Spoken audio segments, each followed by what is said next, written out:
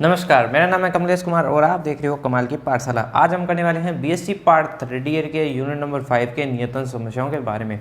तो पहले भी इसके बारे में हम डिस्कशन कर चुके हैं, लेकिन आज की इस वीडियो के अंदर हम देखेंगे कुछ अलग प्रकार के क्वेश्चंस, यानी कि नियतन समस्याओं के अंदर अगर कुछ अलग प्रकार के क्वेश्चंस बनते हैं जिनके बारे में पढ़ेंगे। यानी कि 2-3 टाइप के क्वेश्चन हैं। आज की वीडियो में हम पूरी नियतन समस्या को कवर कर लेंगे जिससे कि आपको कोई परेशानी ना हो।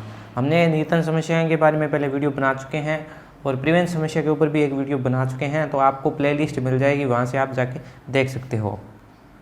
ये हमारे पास एक्सरसाइज है, एक्सरसाइज नंबर 1 यानी कि पेज नंबर 25 पे आप देखेगा क्वेश्चन नंबर 5 है, जिसके अंदर ये कह रहा है कि अधिकतम लाभ है तो हमें निर्दिष्टीकरण करना है। यानी कि ये जो समीकरण दी गई है वो अधिकतम लाभ के लिए दी गई है। तो इसको हम किस प्रकार से करेंगे, यानी कि हम निम्नतम समस्याओं को जब हल करते हैं तो उसका निम्नतम मान ज्ञात करते हैं, लेकिन यहाँ पे इसने पूछा है कि इसके पास अधिकतम लाभ होना चाहिए। यानी कि हम कहते हैं निम्नतम लागत प्राप्त करते हैं, लेकिन ये इस सारणी के लिए कह रहा है कि अगर विक्रेता है जो कि कोई वस्तु या किसी चीज़ को बेच रहे हैं तो उसका जो है अधिकतम लाभ प्राप्त होना चाहिए। तो इसको हल करने के लिए सबसे पहले हम क्या करेंगे, ये जो समस्या हमें अधिकतम लाभ के लिए ज्ञात करनी है, तो इसमें हम सभी को -1 से गुणा करेंगे। यानी इसको सबसे पहले हम निम्नतमीकरण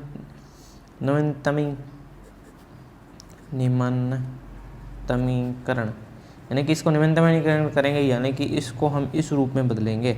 आप सभी को माइनस से गुणा कर दीजिए, यानी कि -1 से -28 हो गया, -35 हो गया, -24 हो गया, यहाँ पे हो जाएगा -27, -34, -24, -32, यहाँ पे -28, -29, -32 और -25, और लास्ट हो जाएगा हमारे पास -37, -40, -33 और -28। ठीक है। अब वही प्रक्रिया हमें दोहरानी है कि सबसे पहले हमें पंक्ति समानित करना है, जिसके अंदर सबसे छोटे अवयव को लेंगे। अब आप देखिए जो -37 है, इस पंक्ति के लिए बात करें तो -37 अब सबसे छोटा अवयव हो गया, यानी कि छोटा अवयव हो गया -37। यानी कि अगर हमें पॉजिटिव के अंदर देते तो हमारे पास 28 होता है, लेकिन माइनस के अंदर -37 सबसे छोटा अवयव हो गया। इसी प्रकार इसके अंदर देखें तो -40 हमारे पास सबसे छोटा है, इसके अंदर देखेंगे तो -35 हमारे पास सबसे छोटा है, और इसके लिए देखेंगे तो -32 हमारे पास सबसे छोटा है। तो इस प्रकार से हम शून्य समानित करेंगे और सभी के मान ज्ञात कर लेंगे। और जब वो हमारे पास यानी कि ज्ञात हो जाए कि मान कि ए को हमने ये काम दिया, बी को हमने ये काम दिया, तो आप उन कामों को आप यहाँ से प्राप्त करोगे। यानी कि सबसे पहले आपको पंक्ति समानित अवयव करना है, फिर आपको स्तंभ समानित अवयव करना है, फिर आपको शून्य निर्दिष्टीकरण करना है। इसके बाद में जो मान आएगा, यानी कि ए को ये कार्य मिला या बी को इतना लाभ हुआ या सी को इतना लाभ हुआ, जो भी हमें चीज़ मिलेगी तो वो उसका मान यहाँ से निकाल लेंगे, जिससे कि हमारे पास ये प्राप्त होगा कि इसका जो मान है ना वो अधिकतम प्राप्त होता है। जैसे कि अगर मैं बताऊं तो यहाँ पे दिया गया है कि ए को ये 2 को मिला है, हमारे पास कौन सा है भाई, 2 को मिला है डी, 3 को हमारे पास मिल गया, 3 को मिल गया सी और 4 को मिल गया बी, 3 को मिल गया सी और 4 को मिल गया बी। ठीक है। यानी कि ए को मिल गया 1, 35 मिल गया, 2 को मिल गया डी, 2 को मिल गया डी, 40 मिल गया, 3 को मिल गया सी, 3 को हमारे पास सी मिल गया, मिल चुका है 32 है, और ये बच्चा है बी, यानी कि ये हो गया 32। लाभ कितना हो जाएगा, अधिकतम जो लाभ होगा हमारे पास वो हो जाएगा 35 + 40 + 32 + 32, यानी कि 139, और ये हमारे पास अधिकतम लाभ प्राप्त हो गया। तो इस प्रकार से अगर हमें अधिकतम के मान दिए गए, अधिकतम का मान निकालना हो तो इस प्रकार से करेंगे। इस प्रकार का एक क्वेश्चन, कई प्रकार के क्वेश्चन हमारे पास बनते हैं। तो चलिए एक और टाइप का क्वेश्चन देख लेते हैं। अब देखिए क्वेश्चन नंबर 8 के अंदर हमारे पास 2 सारणियाँ दी गई है। तो ये है पेज नंबर 26-27 के ऊपर, जिसके अंदर यह कहता है कि अल्फा निगम के पास 4 संयंत्र है। इसके अंदर हमें अधिकतम मान ज्ञात करना है कि इनको जब इन्होंने विक्रय किया किसी चीज़ को लागत मूल्य से तो हमें कितना लाभ हुआ, ये हमें ज्ञात करना है। तो सबसे पहले ये जो संख्याएं दी गई है हजारों में दी गई है आपको, यानी कि प्लांट्स है और सेलर्स रिकमेंडेड है, जो कि दिया गया सभी कुछ आपको क्वेश्चन के अंदर दिया गया है। तो मैंने दोनों सारणी को तैयार कर लिया। अब इन दोनों सारणियों की मदद से हमें एक सारणी बनानी है, यानी कि जब हम विक्रय मूल्य से लागत मूल्य को घटा देंगे तो हमारे पास एक लाभ की सारणी प्राप्त हो जाएगी, यानी कि कितने में उस सेलर ने उसको खरीदा और कितने में उसको बेचा, यानी कि वो हमारे पास लाभ सारणी प्राप्त हो जाएगी। तो अब हम क्या करेंगे, इसको सारणी बनाने के लिए प्रत्येक अवयव को घटा के लिख देंगे। जैसे कि 50 माइनस 39 कर दिया, 1 आ गया हमारे पास, ये आ गया 8, ठीक है, ये आ गया हमारे पास यहाँ से 4, यहाँ से आ जाएगा हमारे पास 1। इसी प्रकार यहाँ से 60 को 55 में घटाया 5, 70 को 63 से घटाया, 63 है ना यहाँ पे, ठीक है, 7 आ गया। 51 को 45 से घटाया 6 आ गया। 74 को इससे घटाया 5 आ गया, यानी कि 55 को इससे घटाया 3 आ गया, 5 आ गया, और 53 को इससे घटाएंगे हम 4 आ गया। तो इस प्रकार से करेंगे। तो जब इनको सबसे मैंने घटा के लिखा है तो हमारे पास एक लाभ मैट्रिक्स प्राप्त हो चुकी है। अब जब लाभ मैट्रिक्स हमारे पास प्राप्त हो चुकी है तो इसको हम, ये जो है लाभ अब मेरे पास मैक्सिमम में है, यानी कि अधिकतम के अंदर है। अब इसको हम नियतन समस्याओं के रूप में अगर बदलेंगे तो हमारे पास सबसे पहले क्या आना चाहिए, मिनिमम, यानी कि इसको नेगेटिव करेंगे, यानी कि नियतन समस्याओं से हम न्यूनतम लागत को प्राप्त करते हैं, यानी कि इसको फिर से वही चीज़, यानी कि -1 से मल्टीप्लाई करेंगे। सबसे पहले इसको किया, -1 हो गया, -5 हो गया, -3 हो गया और -3 हो गया, फिर यहाँ पे -8 हो गया, -7 हो गया, -5 हो गया, -1 हो गया, -4 हो गया, -6 हो गया, -4 हो गया, -6 हो गया, यहाँ से हो गया -1, -5, -2, और 3 हो गया, ठीक है। तो अब आपको क्या करना है, फिर से वही चीज़, यानी कि पंक्ति समानित अवयव करना है, स्तंभ समानित अवयव करना है और शून्य निरस्तीकरण करना है। और एक और स्टेप है जो कि मैं आपको बताऊंगा, शून्य निरस्तीकरण अगर न हो तो हम क्या करते हैं, तो ये चीज़ें करेंगे। जब हम शून्य निरस्तीकरण पंक्ति समानित सभी कार्य कर लेंगे तो हमारे पास इस प्रकार से आंसर आ जाएगा, यानी कि ए के पास है 2, ए के पास है 2। तो आप एक चीज़ का ध्यान रखिएगा, जिससे मैंने यहाँ पे गलती की थी, ABCD लिख दिया था, यहाँ पे 1 2 3 4 लिखा जाता था। क्वेश्चन के अनुसार यहाँ पे ABCD है और यहाँ पे 1 2 3 4 है, ठीक है। तो आंसर हमारे पास है वो है, ए के पास 2 है, यानी कि ए के पास 2 मतलब 8 है हमारे पास, प्लस में बी के पास हमारे पास है 4, यानी कि बी के पास 4 यानी कि 5 है, प्लस में सी के पास है 1, सी के पास है 1 यानी कि ये 3 है, और प्लस में हो जाएगा डी के पास 3, ये डी के पास है 6। सभी को जोड़ा हमने तो हमारे पास कितना प्राप्त हुआ, वो हुआ है, ये जो लागत है वो हमारे पास हुई हज़ारों में, ठीक है। ये जो चीज़ है वो हमारे पास लागत है वो हज़ारों में प्राप्त हुई है, और यहाँ से प्राप्त हुआ है 22,000। तो ये इसका आंसर हो जाएगा 22,000। आपको याद रखना है कि जो ये हमारे पास संख्या है वो हज़ारों के अंदर दी गई है, तो इसका जो राइट आंसर हो जाएगा वो हो जाएगा 22,000। तो अब हम देख रहे हैं क्वेश्चन नंबर 12 को, जो कि एक थोड़ा सा अलग डिफरेंट प्रकार का क्वेश्चन बन रहा है। तो इसमें क्या दे रखा है कि आपको यहाँ पे कुछ वर्क सेंटर दे रखे हैं, यानी कि ये है वर्क सेंटर है, और यहाँ पर हमारे पास दे रखे हैं मेथड्स, यानी कि आप देखो कि इनके अंदर क्या आ रहा है, एक असंतुलन की स्थिति हो रही है। वर्क सेंटर है तो यानी कि यहाँ पे तो है 3, लेकिन यहाँ पे मान है 4, यानी कि यहाँ पे जब 4 होते तो ये 4 मान है, यहाँ पे 4 होने चाहिए थे, लेकिन हमारे पास जो स्थिति उत्पन्न हो रही है उसके अंदर 3 ही प्राप्त हो रहे हैं। तो शुरुआत में हम क्या करेंगे, इसको तब्दील करेंगे, यानी कि ए, बी, सी और डी को और लेके आएंगे हम। हमारे पास 1 2 3 और 4 तो है ही है, यानी कि अब क्या करेंगे, क्या बदला होगा, 10 है, 8 है, 7 है और 10 है, 7 है, 9 है, 12 है और 10 है, 8 है, 7 है, 6 है और 8 है। डी को हम लिख देंगे 0 0 0 0, ठीक है, यानी कि जो हमारे पास मान नहीं दिया गया है उसको हम लिखेंगे। और इसको क्यों लिखा, क्योंकि हमारे पास अगर ये स्टेप करना है हमें, यानी कि 4 को भी काम मिलना चाहिए, यानी कि 1 2 3 4 सभी के मान हमें प्राप्त होने चाहिए। तो इसके लिए हम करेंगे डी के मान को 0 0 0 रख दिया। तो अब देखिए क्या करेंगे, पंक्ति समानित अवयव नहीं कर सकते अब हम, क्योंकि पंक्ति समानित ये हो चुका है।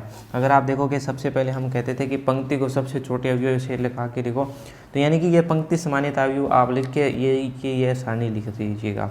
अब हम करेंगे स्तंभ समानित अवयव, ठीक है, यानी कि इसको पूरा करा देता हूँ मैं, स्तंभ समानित अवयव। जिससे एक चीज़ और होगी जो मैंने शायद आपको नहीं बताई हो सकती है, तो उसको भी हम हल कर लेंगे। तो सबसे पहले करने जा रहे हैं हम स्तंभ समानित अवयव, ठीक है। यानी कि इसमें से कौन ऐसी संख्या है जो छोटी है, वो है 7। यानी कि 7 को घटाया 3, 1, 0 और 3। यहाँ से हमने देखा सबसे छोटी संख्या है 7, यानी कि 0, 2, 5 और 3।